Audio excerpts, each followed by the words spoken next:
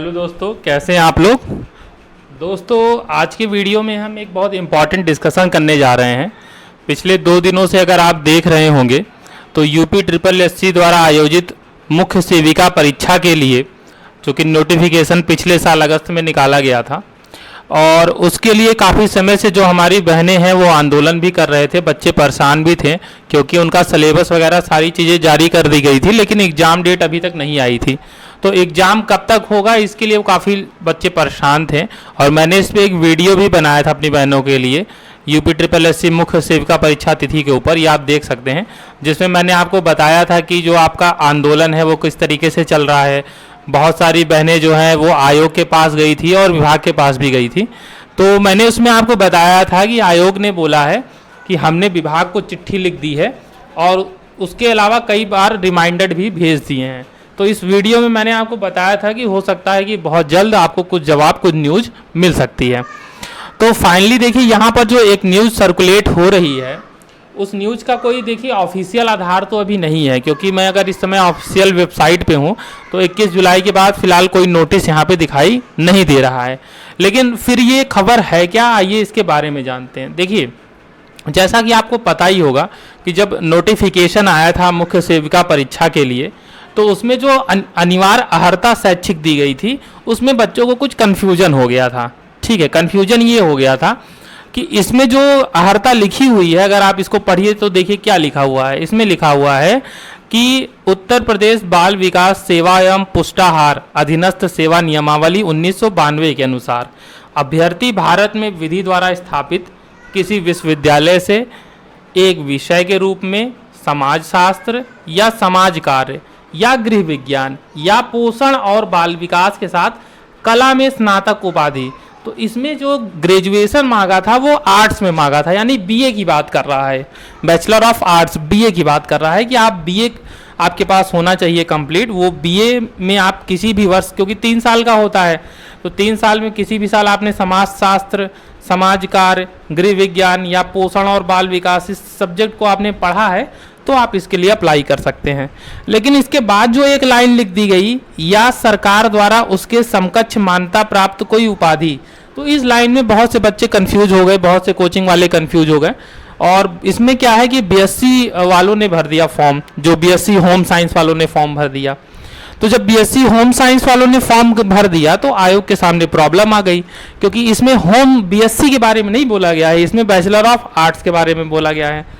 तो आयोग ने विभाग को पत्र लिखा, क्योंकि बच्चों का भी दबाव बढ़ा।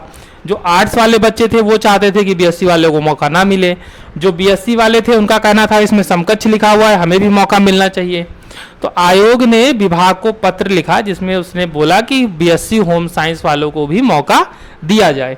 ठीक है, इस पत्र के जवाब, जब पत्र लिख दिया आयोग ने, लेकिन विभाग ने कोई जवाब नहीं दिया। फिर बहनों ने जो है आंदोलन किया, तो कई बार उसमें रिमाइंडर भेजा विभाग ने, तो फाइनली विभाग ने उस पत्र का जवाब आयोग को दे दिया है।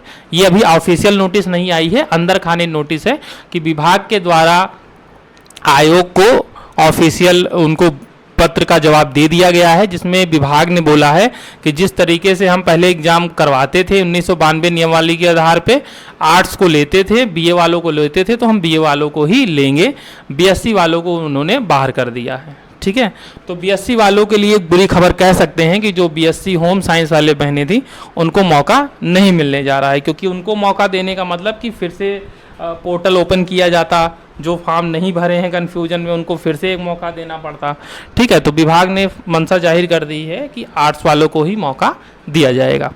दूसरा क्या है, दूसरा ये है कि अब इसके आगे क्या होगा। देखिए, इसके आगे क्या होगा कि अगर ये लेटर का जवाब आ गया है तो अब हफ्ते 10 दिन के अंदर आपको ऑफिशियल नोटिस जारी कर दी जाएगी आयोग द्वारा, और उस ऑफिशियल नोटिस में जो बातें हुई हैं या सारी चीज़ें बता दी जाएंगी कि कब आपका एग्ज़ाम डेट। पहले तो अभी शॉर्ट लिस्ट करना बाकी है, अभी बीएससी जो फॉर्म भर दिए हैं उनको हटाना पड़ेगा ना, उसके आधार पे कट ऑफ आएगी कि हाँ कितने नंबर वालों को लिया जाएगा। अगर कट ऑफ की बात करें तो ये मान के चलिए कि लगभग आर्ट्स वालों ने जितना फॉर्म भरा है, पेट में कोई भी नंबर हो, कम भी नंबर है तो भी आप शॉर्ट लिस्ट हो जाएंगे। ठीक है ना, तो ये चीज़ आप मान के चलिए कि अगर आपने तैयारी अपनी रोक दी है तो उस तैयारी को दोबारा स्टार्ट कर दीजिए। अच्छा देखिए, ये जो मैं बात बता रहा हूँ ये किस आधार पे बता रहा हूँ, मेरे पास इन्फॉर्मेशन कहाँ से आई, तो मेरे पास भी कोई ऑफिशियल नोटिस नहीं आई है, लेकिन जो न्यूज़ सर्कुलेट हो रही है उस संभावना के आधार पर मैं बता रहा हूँ। क्योंकि अभी एक हफ्ते पहले ही धरना प्रदर्शन हुआ था और उसमें आयोग के पास जब बच्चे गए तो आयोग ने बोला था कि हमने 5वां रिमाइंडर भेजा है और विभाग को हमने ये लेटर जो हमने लिखा था तो उसमें बोला है कि आप जवाब दीजिए। ठीक है, तो जाहिर सी बात है जो बड़ी बड़ी कोचिंगें हैं उनका लिंक होता है ऊपर के अधिकारियों से, तो उन्हें कुछ बातें जो डिसीजन होता है आयोग में उसके बारे में पहले पता चल जाता है।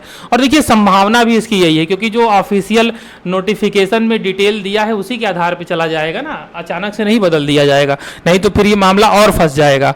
और इसमें BSc वालों के लिए कुछ नहीं कहा गया है, आर्ट्स वालों के लिए ही कहा गया है, क्योंकि BSc वालों को फिर मतलब दोबारा पोर्टल ओपन करें, दोबारा उसको फॉर्म भराएं, फिर और ज़्यादा लेट होगा। तो संभावना यही है कि BSc वालों को मौका नहीं मिलेगा, आर्ट्स वालों को मौका मिलेगा और अगले हफ्ते 10 दिन के अंदर आपको एक नोटिस मिल जाएगी जिसमें आपका शॉर्ट लिस्टिंग कैंडिडेट के बारे में जानकारी दी जाएगी। तो बिल्कुल बहनें अपनी तैयारी स्टार्ट कर दें। बाकी सिलेबस तो आपको पता ही है, पिछले साल ही जारी कर दिया गया था। 100 क्वेश्चन आएंगे 100 नंबर के, ये आपका पेपर होगा, 2 घंटे का पेपर होगा। सारा पाठ्यक्रम यहाँ पे दिया हुआ है। ये पाठ्यक्रम अगर आपके पास नहीं है तो आप डाउनलोड कर लें और इस पाठ्यक्रम के अनुसार अपनी जो तैयारी आपने रोक दी है उस तैयारी को फिर से स्टार्ट कर दीजिए। ठीक है, अब बहुत जल्द आपका एग्ज़ाम जो है होने वाला है, शॉर्ट लिस्टिंग कैंडिडेट भी आ जाएगा। कट ऑफ की चिंता मत करिए, आपने फॉर्म भरा है, कुछ भी नंबर है आपका माइनस में नहीं है, 0 नहीं है, तो बिल्कुल आपको मौका मिलने जा रहा है एग्ज़ाम देने के लिए। तो बहुत एक बेहतरीन अपॉर्चुनिटी है, बहुत बड़ी अपॉर्चुनिटी है। तो मेरा तो आपको यही सलाह रहेगा कि आप इस अपॉर्चुनिटी को हाथ से मत जाने दीजिएगा, अपनी तैयारी जम करके करिए जिससे कि इस जॉब में आप सिलेक्ट हो जाइए। और जो तमाम बहनों का ये शिकायत था, दबाव था कि बस घर वाले शादी के लिए जो है प्रेशर कर रहे हैं, तो अब वो भी जो है मन लगा करके तैयारी करें, क्योंकि अब बहुत जल्द आपका एग्ज़ाम होने जा रहा है। ठीक है ना। तो अगर आपको वीडियो अच्छी लगी हो तो वीडियो को लाइक कर दीजिएगा और चैनल को सब्सक्राइब कर दीजिएगा और साथ ही साथ हमारे साथ जुड़े रहिए। जैसे ही कोई नई अपडेट आती है तो हम आप तक वो अपडेट लेकर के आएंगे। मिलते हैं अगले वीडियो में, तब तक के लिए धन्यवाद।